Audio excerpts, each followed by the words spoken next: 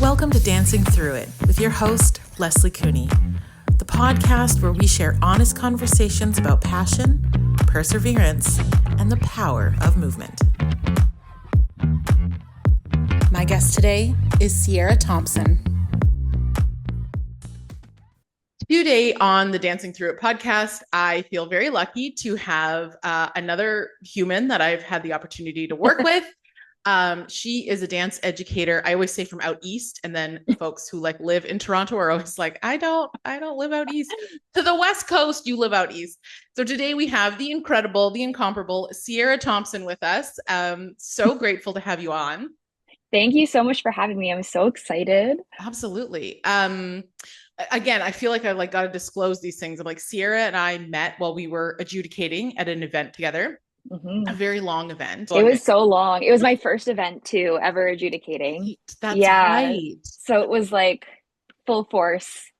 Here we go. Okay, well, maybe like before we like jump into your journey, let's just kick it off there of like, that was we started like midday Wednesday, I feel like.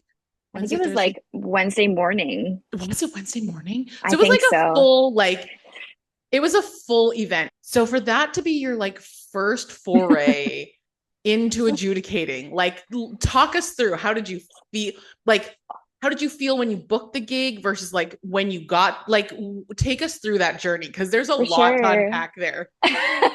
Yeah, it was pretty bold. I mean, like, I feel like I have constant imposter syndrome. So for a while I was like, how do you even get into adjudicating? Like, am I even like, would I be good at that? Am I like decent at that? And I kind of had those thoughts. And then I went to the Toronto Dance Teacher Expo and I met the owner of Shine. I can't remember her name. Tamara. Tamara, yes. I met Tamara, and she has I think it was the Dance Leadership Institute at the time, or now it is. Yes, yeah. Okay, amazing. Now it's the Dance Leadership Institute. It was under a different name before, and I learned that she had a course, which was perfect. I love being certified in something. I'm someone who I like knowing something before learning about it, which is quite the way to operate. And so I did that course and I adored it. And I just cold emailed out. It was later in the year, so it wasn't really like prime time to get any slots in, but first time, might as well get my name out, probably expect nothing. And then I heard back from Evolve and they wanted to like interview me. So we did the interview, and again, not expecting anything. And then I booked that, and I almost felt like, oh, you know what? That's too big of a step. Like maybe maybe start smaller. Right. All the way over in Calgary. Like I'd never gone further, I guess, west at that point than basically where I am here in Toronto. So I was like, okay, that's, maybe. But then I just decided to bite the bullet and go for it. And it was incredible. I felt so out of my league in the best way. I had obviously I had you and we had Sean there too. And I learned so much from everyone who was there. They treated me so well. I remember you saying like, oh, for a first one, like you picked the best company, and it made me feel so comfortable and so great. Yeah. All the competitions like take care of us. I do enjoy working for them a lot. Yeah, they're super, super awesome. So did that, and it was a crazy whirlwind. I was so nervous, like so incredibly nervous. Probably, I mean, debatable, probably more nervous than the dancers at that point. But I had such an outstanding time. And I remember when it finished, I was like actually upset because I didn't know when I'd get to do it again. And then luckily I did almost the exact same event with them this past year. And then this year I'm going out a few times. But yeah, I don't know how they ended up trusting me, but I'm so grateful that they did. I feel like that's like a big thing in my life, is like, thank goodness they trusted me, because you never know. Yeah. I want to acknowledge the risk it takes for anyone, whether it's like a dance educator or maybe a competition, to take on someone and put their trust in them to be like, I know you can do this. You have the qualification, you have the goods, because it can be tricky. Sometimes I feel like it's a catch-22 of, oh yeah, we'd love to have you for this job. Do you have any experience in this exact thing that we won't give you the job for unless you have experience in it? That was what I faced straight out of the gate when I was like reaching out about adjudication. The Dance Leadership Institute, those courses I found so beneficial Mhm. to, because you're kind of like, I could do this. And then you like take the course and you're like, Oof. it's just really, because I went in, I was like, I can do this. Like it'll be like teaching. And then it's so practical and your cohort gives you feedback and you're like, oh Like man. so exposing in a way that I am not overly comfortable with, but like was so good for me. It was Yeah. so I loved it. I think that's such a good point to make. As dance educators, we're not often on the other side anymore. And like you've been teaching for a handful of years, I've been teaching for a handful of years, but I found it so difficult to be on the other side and be the one learning and trying to take in syllabus and trying to learn from another teacher online, granted, which was like doubly doubly hard. And I think that we just don't do that as often as we No, maybe should definitely. as educators. I like, I mean, and we'll probably get into it, but when I was younger, I was always like, why do dance teachers need training? Like, you should just know it, right? Like, and I don't know if I thought maybe all my dance teachers just knew so much, Right. but now being in that like educating space, I'm like, oh no, I feel like I never know anything. Like, the more I Yeah. learn, the more I feel like I don't know. So it's nice to have those things where other people are also like, we're not young students anymore, but we're Yeah. students nonetheless, and we're Yeah. still constantly learning. Yeah.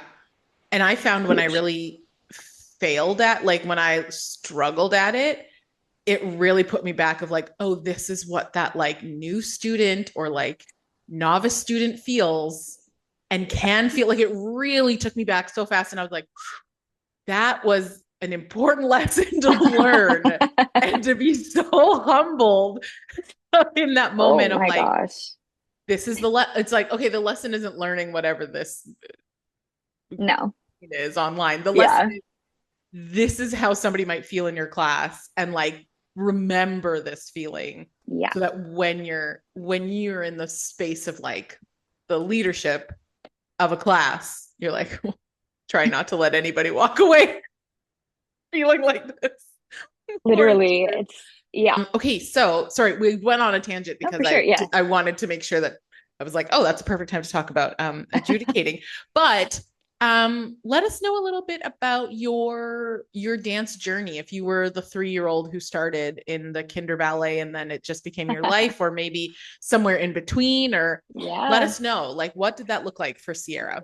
For sure. So I started dance when I was 2.5. I did those 8-week sessions where it was just like, you learn some things and then go away. So I didn't have like any recital in that first session, but I actually started because I didn't walk for a really long time.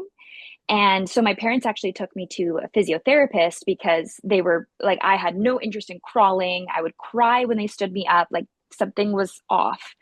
So I was taken to a doctor, and the doctor basically told my parents, like, we don't know what her mobility is going to be. I don't know, like, if she'll ever walk normally, if she'll, like, be up with the kids and everything.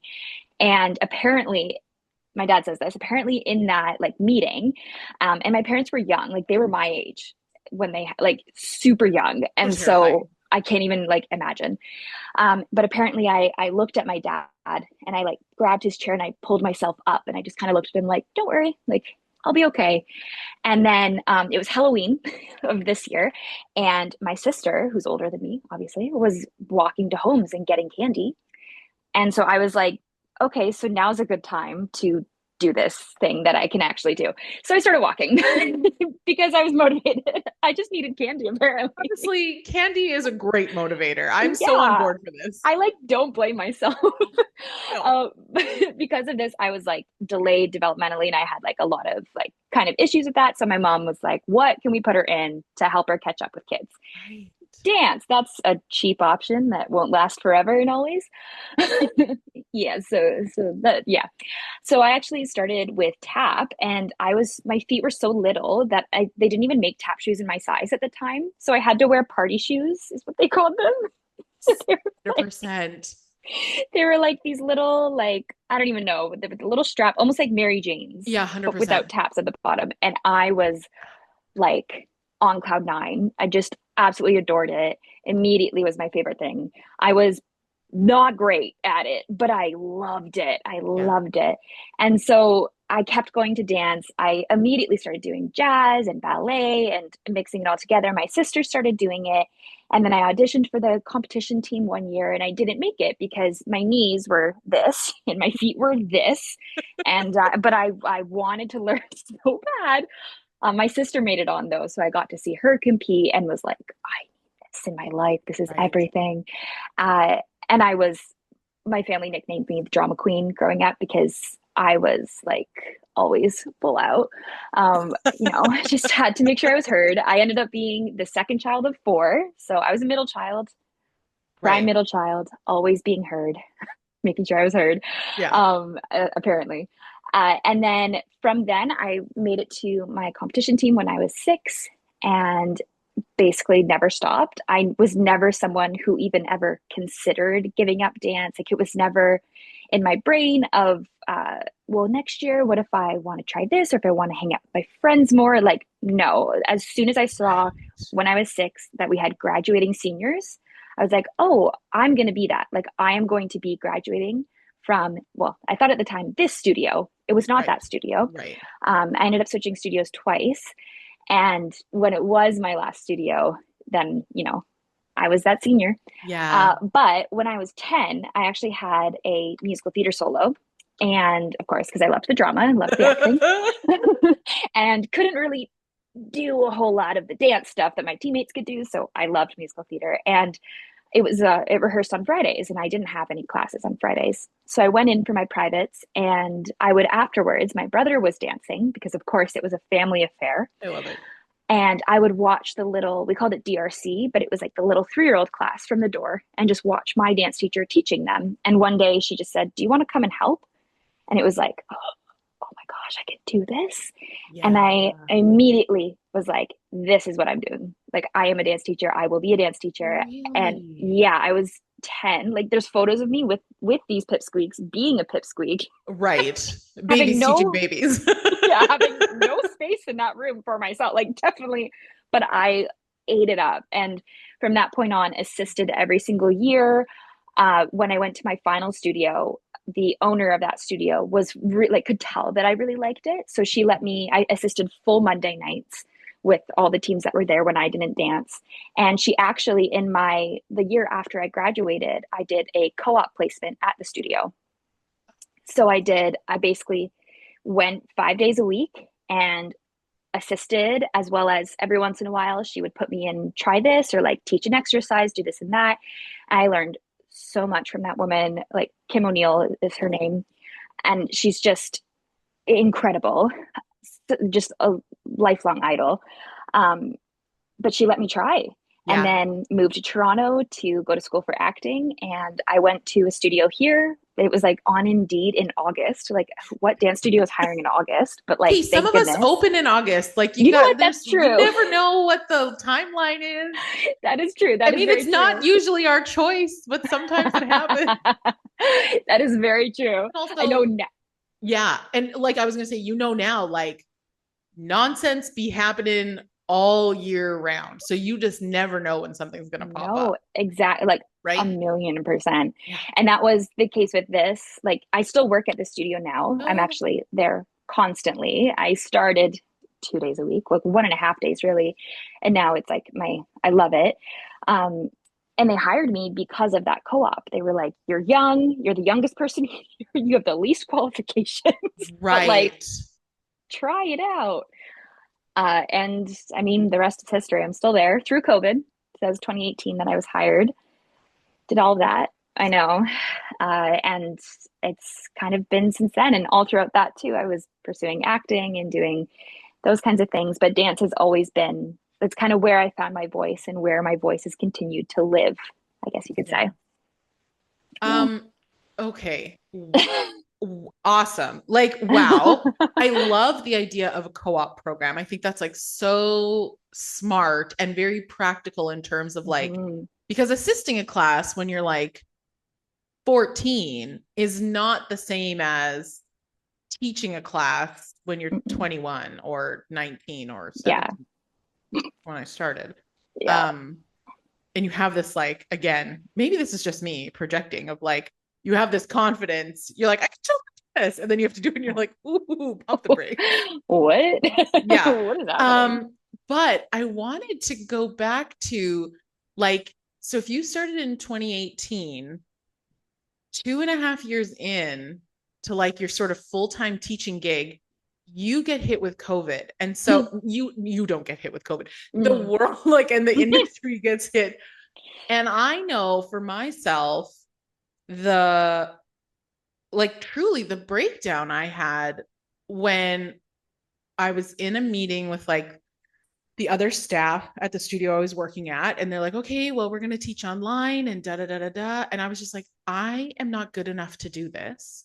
I Mm-mm. don't think I'm like, this is not, there's no way. And I was teaching musical theater like at the time primarily. So I'm like, how? Yeah, what? Like, okay, we're going to sing and we're going to act somehow. And we're going to, like, I mean, every discipline had different challenges, as it were, to figure out. But as sort of like in those first, like in your first 5 years to be confronted with a challenge like that, what was that like for you? Oh my gosh. It was crazy because you're right. Like I mean, I taught, like I say I started teaching when I was like 16. I did not. Like it was 18 was when I was like paid and like technically Right. in charge of people's children. Totally. um, it was wild because I felt like my first year there, I was still in school and, I was doing like a tap class, a ballet class, and then some baby ballet and things, and was totally fine, figuring it out in quotes as I, struggled. Um, and I finally like had my footing, I felt. I had like my first competitive group. I had an amazing group of young, like little girls who were just bright-eyed and adorable. And I really was feeling like my career was going somewhere. I was about to graduate school. I was going to pursue acting for film and started teaching virtually and graduated virtually. And so, what the heck? Yeah. It was so hard, but I think as an actor, I feel like I did have a weird advantage because what I do is, keep people entertained with the camera. So Right. I Right. had some skills in that regards. I had also taught acting at a summer camp. And Okay. so I kind of had the skills to get things going. But what I didn't predict was that I actually ended up taking over both of our studio owners' classes because one had a little boy who would not leave his mom alone. He Yeah. loves, adores his mom. It's so cute. But she couldn't teach Right. online. The Yeah. other one ended up, she was pregnant at the time, couldn't teach online. So I ended up going from like, I think it was 4 or 5 hours a week to like 15 hours a week virtually. Half these kids Yikes. I never met, still haven't met. Holy smokes. It was like every few hours. And thank goodness I lived with my parents and they had this, it was one of those like Toronto homes just stacked. And there was 4 floors. The whole top floor was the like owner's suite. And it had this big floor space. So thank goodness I wasn't just in a normal apartment, but Yeah. there was no manual. There was no here's what to do, here's what Yeah. not to do. Like I remember even at one point the kids could not understand left and right. And so I put my yoga blocks had 2 colors. So I had a blue and a red. And I said blue side and red side. I put them at the side. My camera's Yes. flipped. Put them here. Yeah. And I said red side, blue side. And it worked. And I was like, great. And that I feel like is just teaching. Just throw something out there and being like, okay, that didn't work. Or oh, I'm a genius. Wow. I did It, it. re- it really is a wild swing of like, I'm pure trash, I know nothing, to like, oh my gosh, I'm so good at my job. Yes. It's like a full dichotomy. Yeah. And I don't know what it was like in because were you in Vancouver at the time or Yeah. Yeah. Saskatchewan? Okay.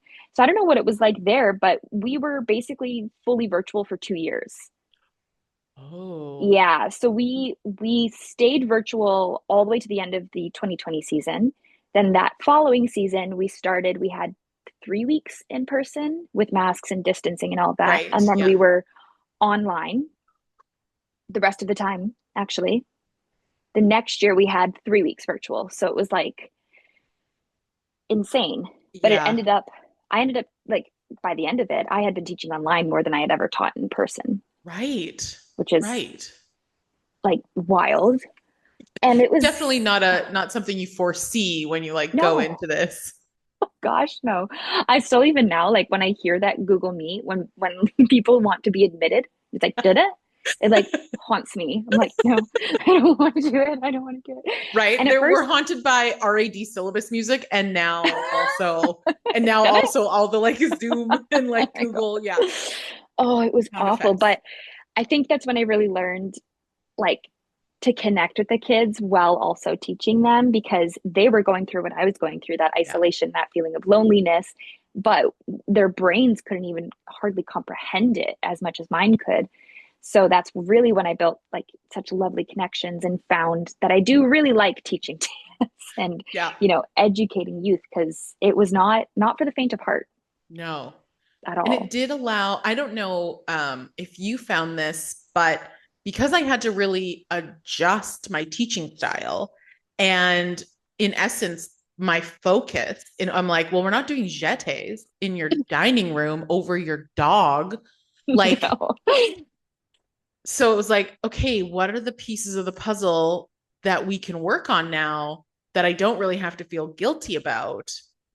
Or how can I make this exciting? Like, I made the kids do a video project. I was like, film yourself lip syncing to this song, send it to me, and I'm going to put it together. Like, we got to do things like Yeah. that. So, Yeah, we did like a singing in the rain music video and we had love like it. there was water tossed through the screen. It was so fun. But like it Right? was yeah, it was like at the end of it, probably not the best thing ever, but they loved it. It was so Yeah. fun. And an experience that you wouldn't necessarily plan or choose to do when No, you have the resources and the facility of like having a studio and that sort of thing. exactly. Yeah. Yeah. To think that you taught more online than in person. Oh, I know. I feel like I mean at this point I've definitely well, taught yeah, more in yeah. person, but We're on the other at side. the time like ridiculous. And like some Yeah. of them were like 2, 3 years old. And I'm like Miss Rachel over here on their iPad. Like, woo! Yeah. Let's dance to bar or what was Ballet Barn? That was a good one. I used that lots online. Barn. 5 minute song, Ballet Barn. Great Amazing. way to spend 5 minutes. My roommates knew the song off by heart by the end. That's the other, yeah, that's the other thing too. Like families, like just totally, parents are used to dropping their kids off at the studio and then Yeah. heading out. Now it's like, nope, ballet's happening in the dining room today. You And then they know, go off and you're like, Susie, where'd you go? they come back with like eight Susie. cats, and I'm like, okay, I love you and your cat, but Yeah, like, your can cat's we so cute. get out of here? I always joke. I think my favorite, I shouldn't say this, it makes me sound meaner than I really am. Uh, My favorite. My favorite thing to joke about with the kids now, the kids who I like taught online and now teach in person, honestly, or just anybody, I'll say the only thing I really miss about teaching online was the fact that I could mute all of you and just stop. that Like was that so is a nice. real lovely moment of just like, nope, mute. Bye. Okay, so yeah, novice teacher in COVID is a lot to manage. How did you find that? Oof. Again, these leading questions I'm like the queen of. How did your teaching style change? You start young, you want to prove yourself, you kind of want to be like, I can do the things. And then you're hit with something like COVID where even like more experienced teachers are struggling. And I would say even older teachers maybe had even a harder time sort of transitioning to that online learning module. And then to come out on the other side and be like, okay, now how do I move forward now that I've had these two very different experiences? So did you see a Yeah. change in how you approached working in the studio after COVID? And what did that look like? Sure. I think that's like a really interesting question. And I feel like because I hadn't had too much experience being myself, like I feel like, especially with younger teachers, it's a lot of mimicking at first. Like, this is how my Right. dance teacher taught. And so I'm teaching like how my dance teacher taught. Yeah. And I definitely did that at first. I very much did. And now looking back, like I'm not a fan of things that I chose to do or things that I said, but it's how I taught at the time. So I feel like going online almost made me turn far more empathetic and far more, you know, like I know when the kids are paying attention and when they're not.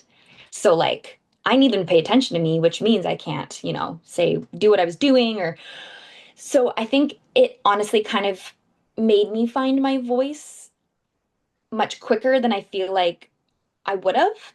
And it's not so much that I knew I was finding my voice at all. I never had any clue. I felt like I had no clue what I was talking about. Yeah. But things would come out of me after I came back to being in person, and the kids would really respond. Or I would hear, we love Miss Ciarra, blah, blah, blah. Like that kind of, it's like, okay, like I think I'm doing something right.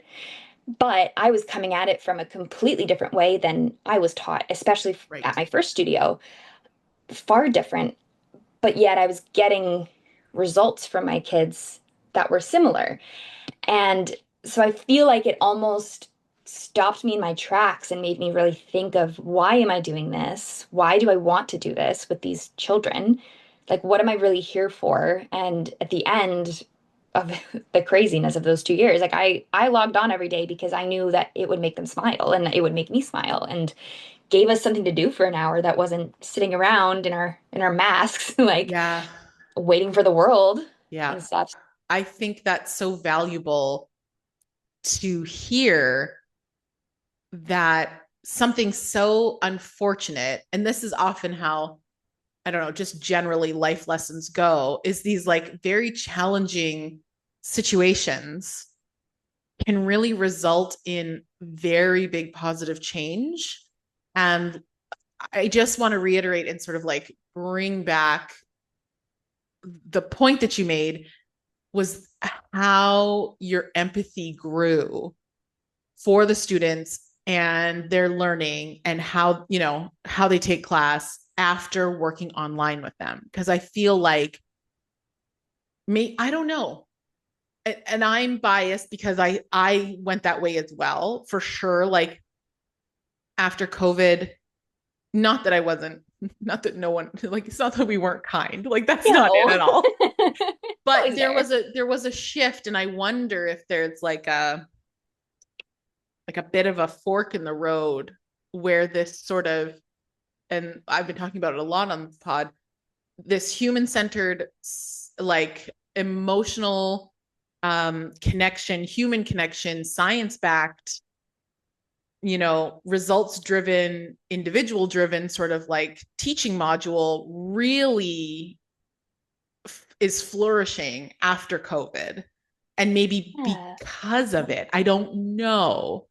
I think so. But Yeah, like I feel that so much. And obviously I wasn't really in the space before, mhm, but being in the space during and especially after, like there's way more focus on the kids as yeah, individuals and not yeah, the kids as products of, like they're not, it's not me being like, this is who I am, or these dancers. It's like, these are the kids that I get to teach and I get to educate, and here's what they bring. And I don't know, I don't know what the journey would have been for me without COVID, but I right. mean, I don't want to teach it online another day in my life. It would be too soon. But I am grateful for the things that it brought for me and the Yeah, difference that it was just that's what it was. We yeah, were we were online and yeah, that sucked. yeah, But the kids were doing, we did self choreo, they taught each other combos. Like it was the creativity they went through during that time was just incredible. And yeah, it was so wonderful to watch. And they were like this core group that I had at the time, they were like 11, 12, like so little and going through so much. yeah, yeah.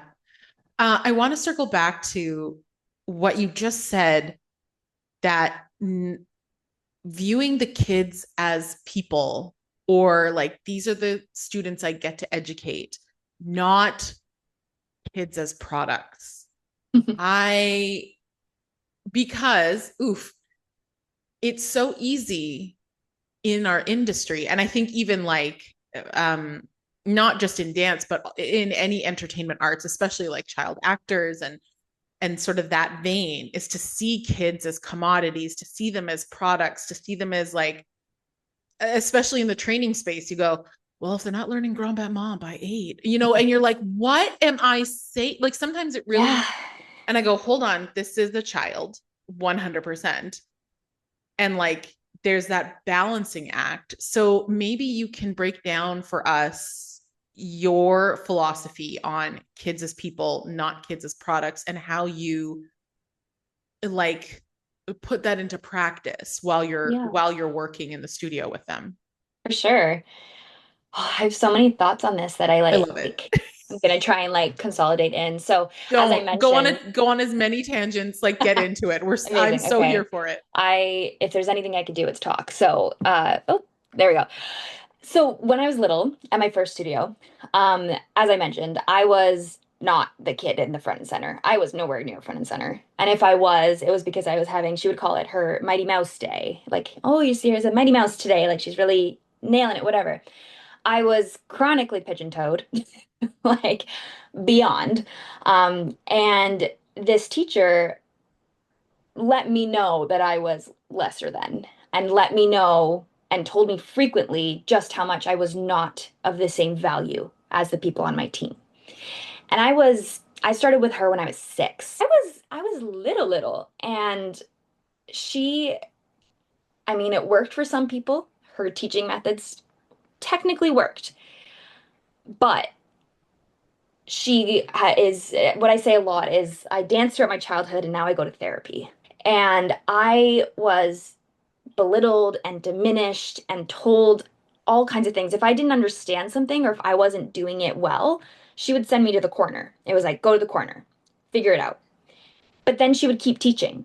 So the kids would learn more. And I was in the corner and I couldn't cry. I was not allowed to cry. And I was there and I just have visions of like tears welling in my eyes facing the corner. It's like so visceral and trying my best, but I couldn't even remember because I was so panicked and just trying to prove myself in some form.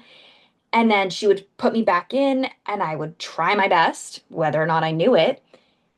And then I was expected to know this next part, go back to the corner. And it was a constant. And it was so much so that like when in that studio every year they would give like best of jazz, best of this. Like, you know, this kid worked the hardest in musical theater, and I was a musical theater kid. I Now being a dance educator, I'm like, that is wild.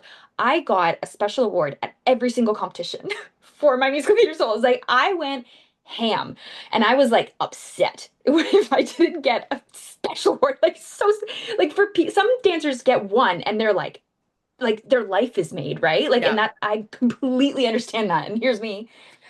But it was the first, like, it was the times that I was validated, Yeah. and I never won that award, ever. And the one time last year at that studio, I was in a dressing room with my friend, and the teacher came in, looked at me, looked at her, and said, well, since it's just the two of us, I want to tell you, you won the musical theater award this year. And I had a musical theater solo. And I was like, this was right before recital. And my little heart was like, oh, okay. Like at that point, I didn't even see how I could bring that value. Like that's not I'm not that kid. I'm not. Like I'm me. Unfortunately, it was kind of, you know, the way that I thought about it. And she's actually the reason I have bangs because we used to wear hats and everyone had those foam inserts in their hats. Yeah. And I had big head, that big forehead. She'd always make comments about it. And I was so aware of my forehead that I've had bangs now for 8 years. I love my bangs, but it was because she told me that I had a big forehead. And looking back, the things that people tell children, like the thing that I always hear is like kids are resilient. Like they're resilient. They'll figure it out, right? But Right. kids hear everything Everything. and And they take your opinion and they put it to a way higher value than yeah. they have of themselves. Yeah. And I never. ever thought that I was good or good enough. And my brother started competing, and he was like hip hop king of the world. He won everything, every single trophy, every single banner, every single competition. He did music videos, he did movies, all of this. Won everything. I got to see that perspective, and that also kind of solidified my view of myself of like, Right. his name's Logan. He knows this.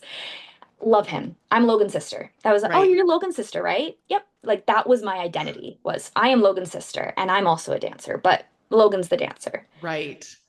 And I went to another studio and there I found like I had way more value. They were a lot more team centric and that place was phenomenal for many, many reasons. It ended up not being what my family could work with because of my brother doing other things. And we moved to my final studio and I was 15 at the time and loved dance, but was never, still whatever. I was tapper at that point. And I went to this studio and Kim O'Neill, that wonderful woman, I took her first class with her and I was like dripping, like just, oh, this is dance. Oh my God. Like, wow. And I remember after the class, she came up to me and she said, listen, like, Ciarra, I can't tell you where to go, but where you are right now, there is so much more in you. And you came in today as Logan's sister. Like she didn't even know that I had these thoughts. Like you came in today as Logan's sister, but wow, like you are a powerhouse. There we go. Hmm. And I was like, what? Like Yeah. me? No, I'm not. Like I'm not, that's not me.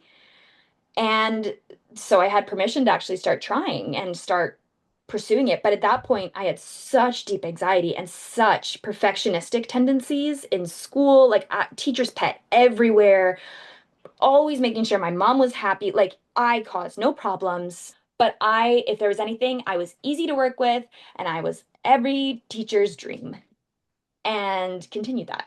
And I had an acting teacher during school, Meredith McGeechee. I love her, owe her so much. And I don't even remember what she asked me, but I asked her once, and I don't know why I asked this. I was like fully 18, but it was during her class, and she was different. I couldn't find how to please her. I couldn't find the perfect way to be her perfect student. And we had these little interviews partway through the semester and or through the term, and she was like, "Do you have any questions for me?" And I was like, "Yeah, like I just want to know, like, do you like me?" And she was like, Stop. and now telling me now, she's like, you can't tell people this, but like later on, she's like, you were one of my favorites. But I don't let people know that. Yeah. But like, she's like, my heart broke for you because I can see how hard you work for that. And you're 18 and like, this is a learned behavior. And I Yeah. had a horrific high school theater acting teacher for many reasons. I loved her in the time. Now looking back as a Yeah. child at the time, not healthy.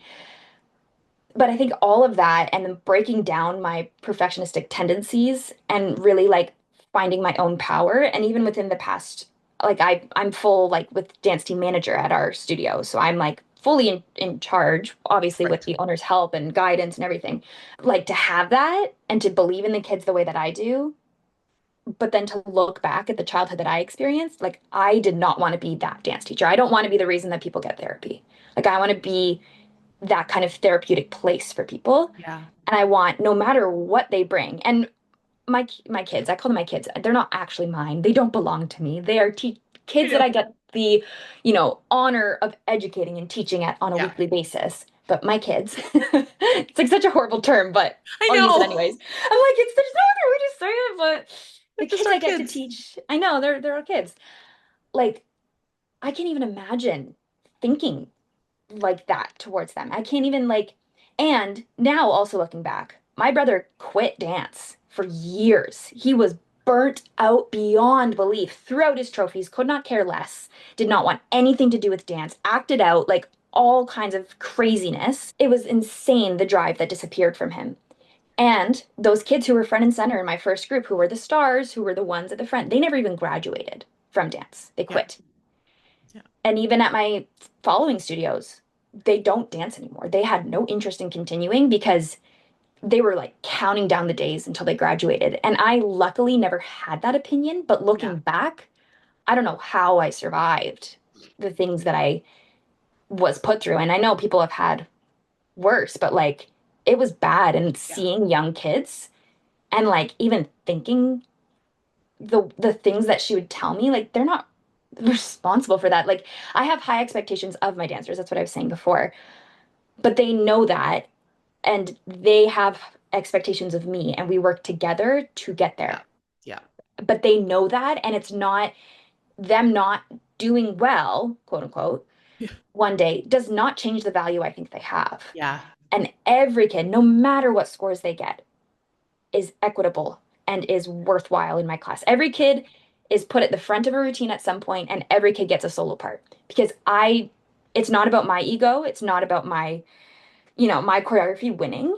Like, Yeah. no, sure, feels great. Yeah, Yeah. awesome, whatever. Everyone's going to feel good.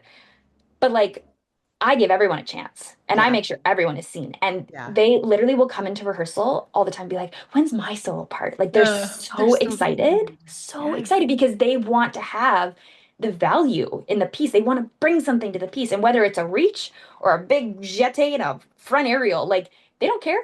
They want their Yeah. moment because Their that makes them moment. feel important. And I feel like I never, ever had that. Anyone Sounds being, like to me what you're able to offer your students or what you aim to is to be the person that you needed more of in the studio. And I think I see that a lot and it resonates with me. And I imagine it resonates with a lot of folks who went into dance teaching really to be like, I want these students, I want these children to feel seen and to be acknowledged so that they're not feeling like they're scrambling to be perfect, to earn my love, my trust, to earn a special moment.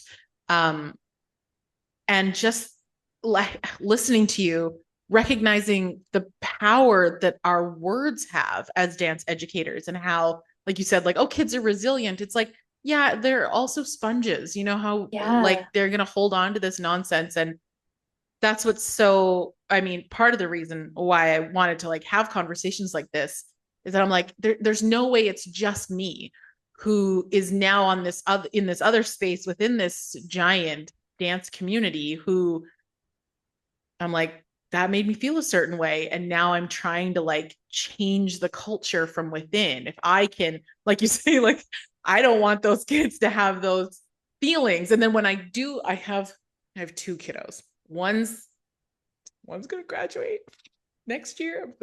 I'm so excited and so nervous about it. And then one is like 8, 9. And I like see myself in these kids. And I'm like, ooh, awesome.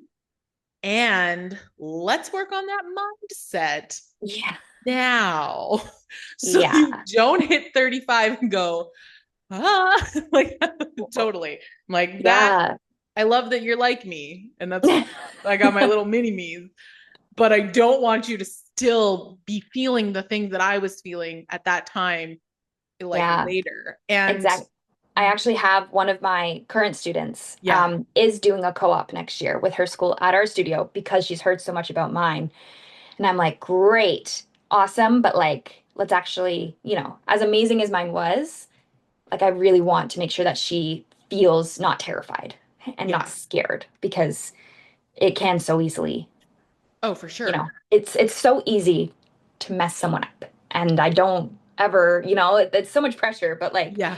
and it's so We're all doing rewarding our when, best. And I think as oh, long as the intentions are good, I do think, you know, kids do understand the vibe. yes. Even when we have like a bad day or I'll say something like exceptionally sassy or exceptionally sarcastic, the kids are like, we got you. I'm like, thank you. And even acknowledging behavior to children is Huge. like, whew, because then Huge. they come and they do the same thing. They're like, sorry, Miss Ciarra, like Yes. I know I'm this, or I know, and I'm like, hey, Yeah. you never need to, like I say this to my kids constantly, you never need to apologize to me because I'm an adult in your life and you have Yep. no need to make me feel any kind of way. Like, do it for yourself. Yeah.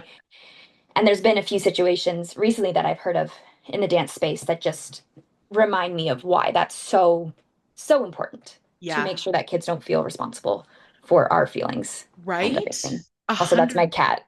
I love it. Your I'm so tail. here. I love it. Yeah, that is a really good point about not, you don't want the kids to feel responsible for you or your emotions. Like you say, you don't necessarily have to. I always say, I'm like, you don't have to apologize to me, but I would like to see you make that change for yourself. Like, I Definitely. actually don't care that you got it wrong. I mean, a little bit, but I'm like, it'd be even better instead of apologizing for doing it wrong. Put the effort into doing it so that you can make that correction for yourself. How much better it feels. I had one little Big dancer. She's time. a novice open solo last year, cute as a button, taught her since she was 3. She learned beautiful little solo. We do this in like 4-hour chunks. So first Yeah. hour, great, goes home. 2 weeks later, I have her again. And I'm like, press play the music. And she's like,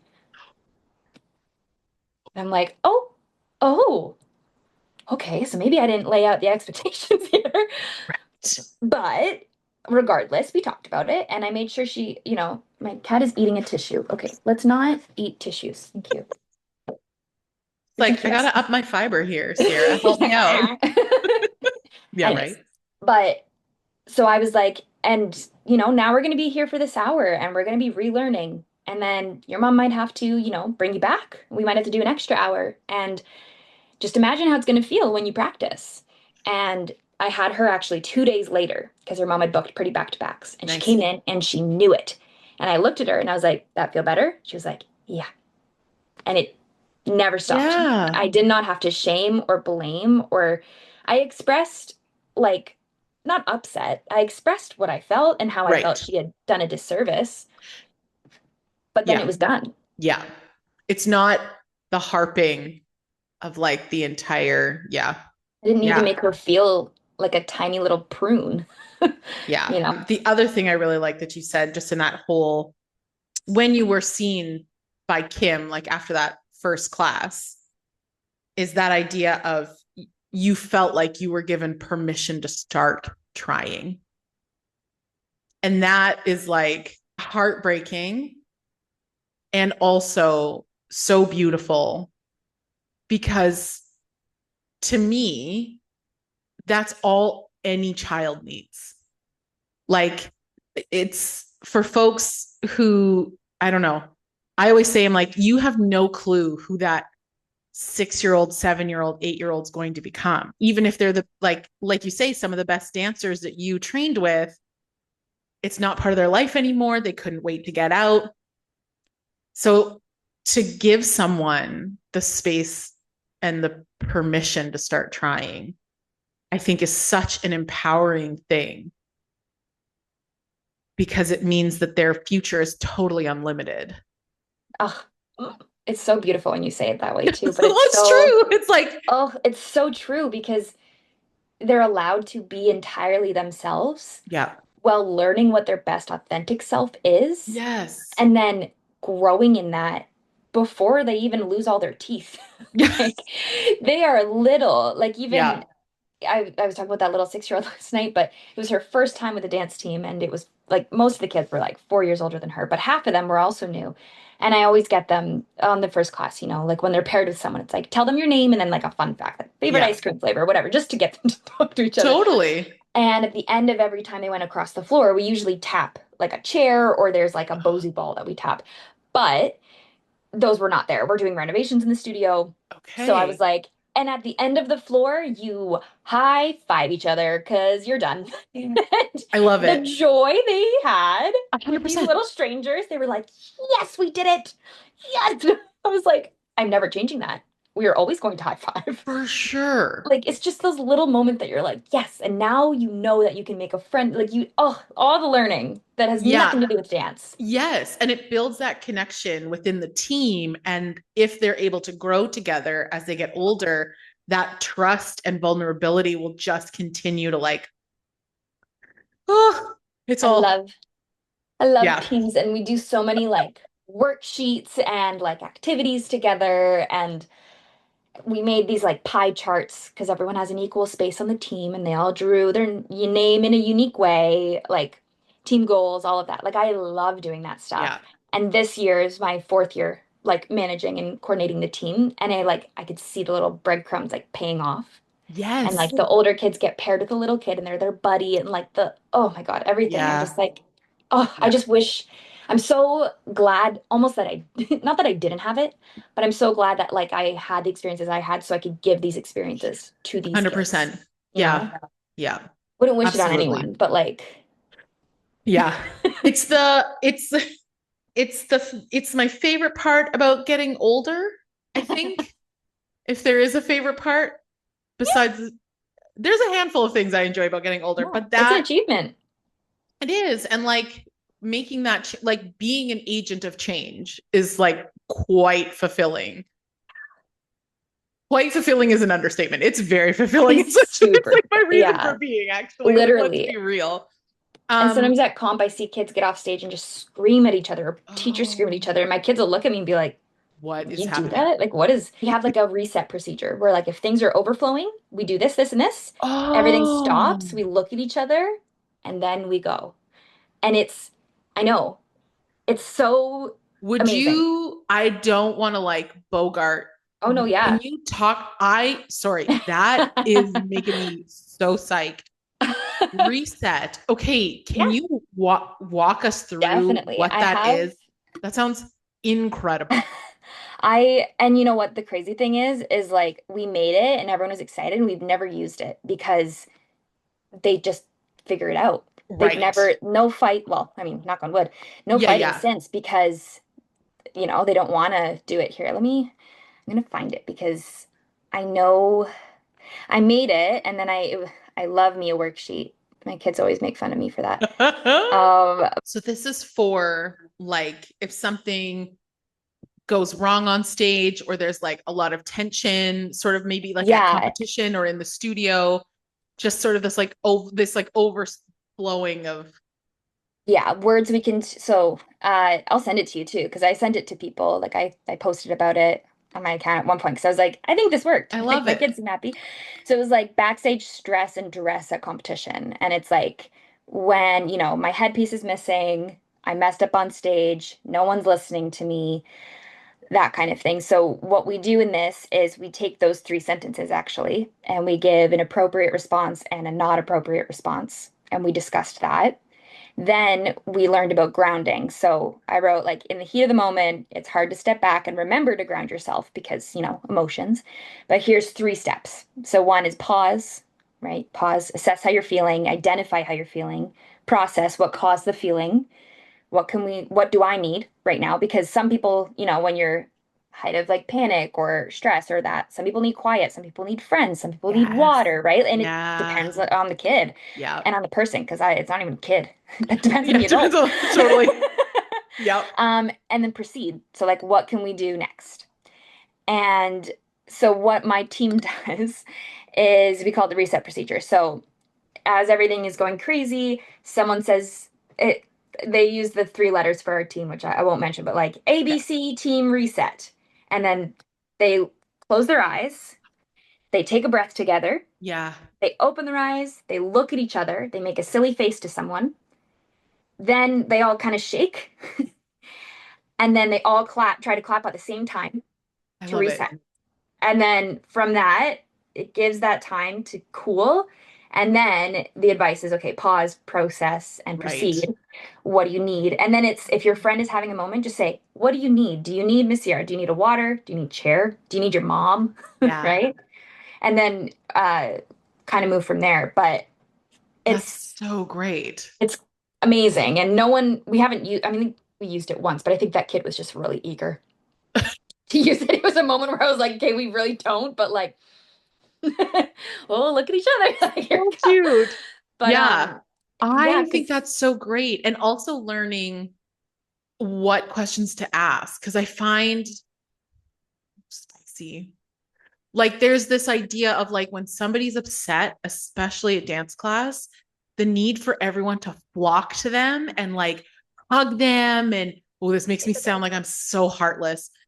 My Aquariusness is like really coming out. And I'm just like, guys, back up. this might not be what they need. And mostly because I was a kid who I was like, if I'm having a meltdown, I need to go do it by myself. Like, please do Yeah. not draw any I'm more going to the attention bathroom. to me, even though I only want attention 24/7, but not in this moment for Yes. sure.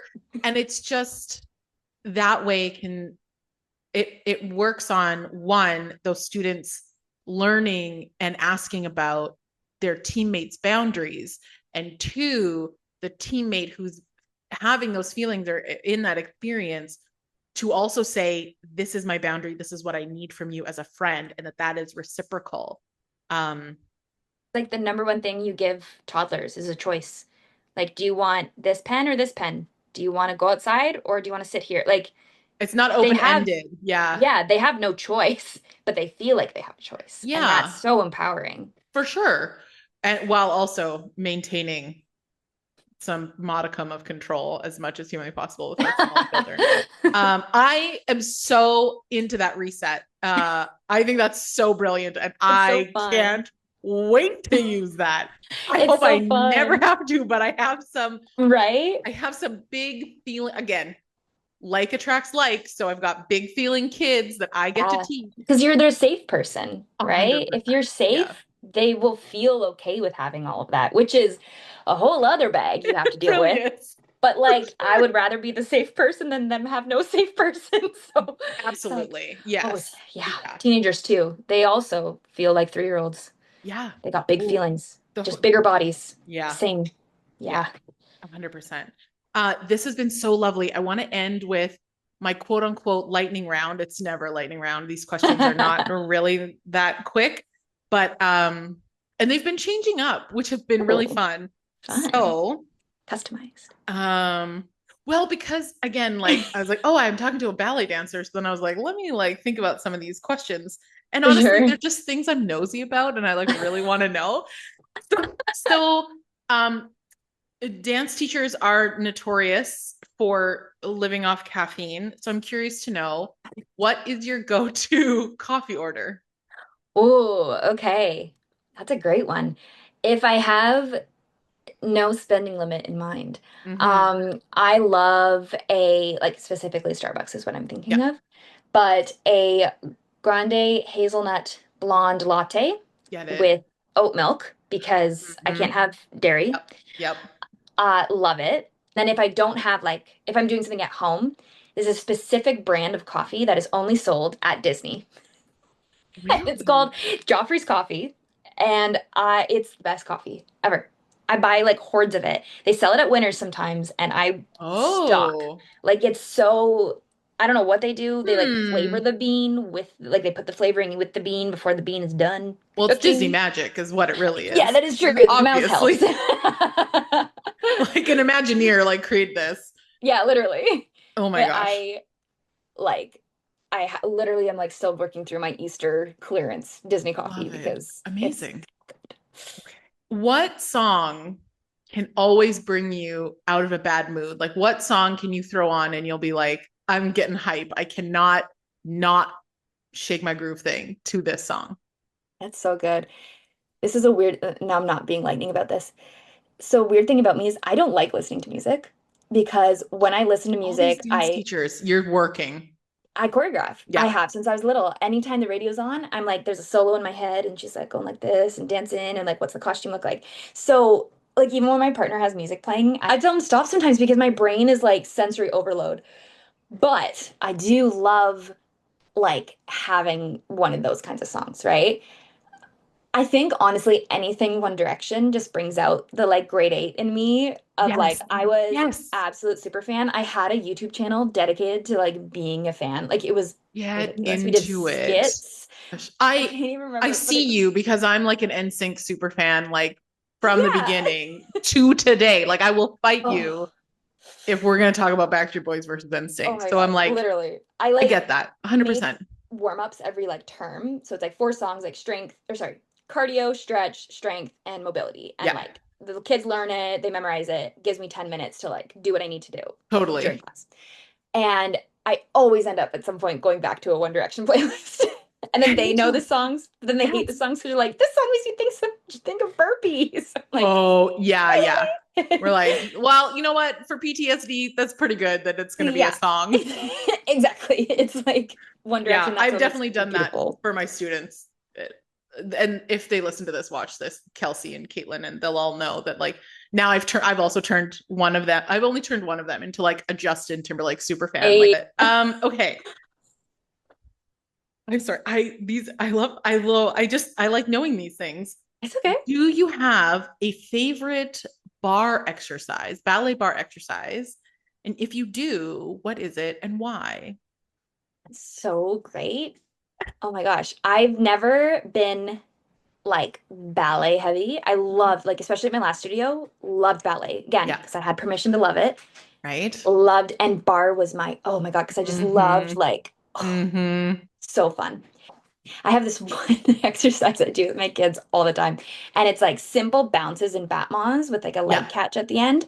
But you can Oh, learn so, and it's front, side, back, and yeah. like you can learn so much in that exercise. But it's like always gets them warm, always like even for the kids who have a harder time, reaching, flexibility standards that are Yeah. ridiculous anyways.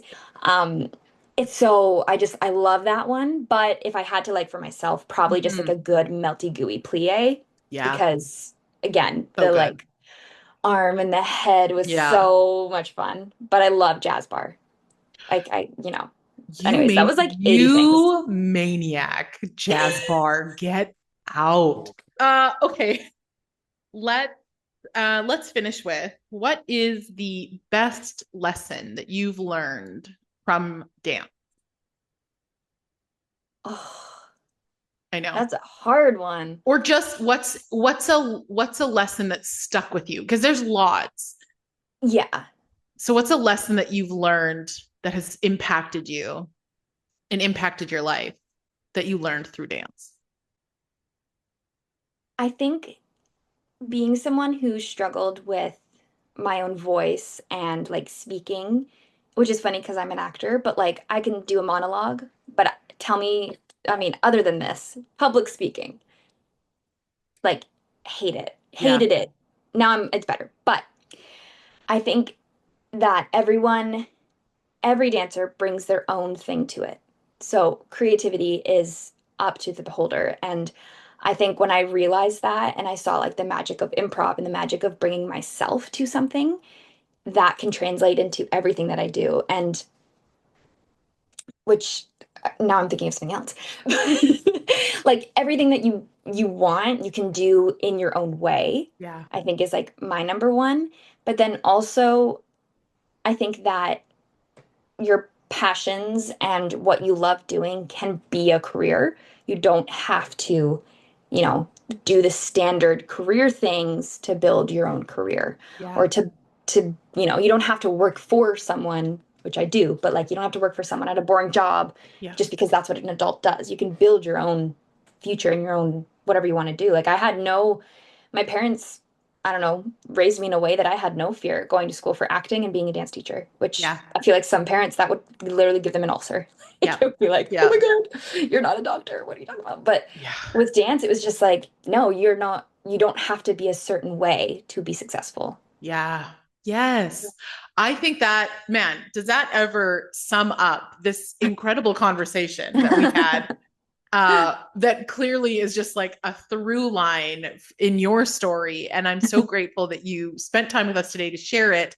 If folks want to connect with you online or Yeah. follow you, where can they find you? For sure. So I have two Instagrams because I posted so much about teaching dance and not enough about acting that I separated them. So my personal, it's Ciarra Thompson. So it's Ciarra and then Thompson because someone annoying took Thompson with the second O, and now my life's confusing. And then my dance account is Miss Ciarra Dance. So same Perfect. Ciarra. We will put that in the YouTube show links so that everyone can follow you in Thank whatever vein they're interested in, the acting life or in terms of the dance educator space. Ciarra, thank you so much for your time. This was Thank so you. beautiful, and I think it's really going to resonate with a lot of dancers and younger dance teachers who will really, I think, see themselves in you and be really inspired. So thank you so much. Thank you so much Of and for course. thinking of me and bringing me on. I love chatting. So I'm, We'll it's have so you fun. we'll have you back. Everyone wants to come back already. So I'm like, all Oh right, my let's God, do I would it. love to. I mean, I don't know what else I have to say, but I'll say Right? And it. thanks everybody for watching this episode of Dancing Through It. We'll see you next week. Thanks for joining us for this episode of Dancing Through It. Connect with the Dancing Through It community over on Instagram and follow me at Leslie Cooney. But I'm like, and thank you. You rock. Apparently I rock. Let's I'm rock like, together. No need for screaming. yeah. I've just become like a walking fortune cookie now. I'm like, let the peace you feel ripple out into Create the ripple with the pond. Yes. like, but I'm like, it's true and it's fine. If you think I'm Oh my cheesy, gosh. that's what it is.